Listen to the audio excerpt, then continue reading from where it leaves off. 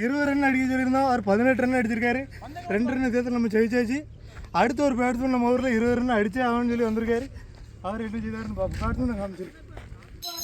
First ball நல்ல பால், dot ball 6க்கு 20 ஆடணும். Second ball திருப்பியும் நல்ல பால், டாட் பால் ஸ்டெம்புக்கு போட்டுட்டு பேட்ஸ்மேன் அன்லக்கி 4க்கு 20 ஆடணும். தேர்ட் பால் வைடு 4க்கு 19 ஆடணும். திருப்பி தேர்ட் பால் அருமையான ஷாட் 6.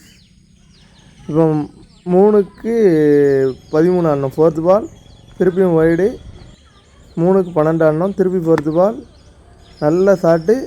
ஃபோர்த் பால் வந்து 4 போயிட்டு. ஃபிஃப்த் பால் டாட் பால் இப்போ 2க்கு 8 ஆடணும். லாஸ்ட் 1 பால் வைடு 1க்கு 7 ஆடணும். சிக்ஸ்த் பால் நல்ல ஷாட், பேட்ஸ்மேன் 4 அடிச்சிருக்காரு. ரெடியா ஃப்ரெண்ட்ஸ், 2 பேர் விளாட வந்திருந்தாங்க. 2 பேரையுமே ஜெயிச்சிட்டோம்.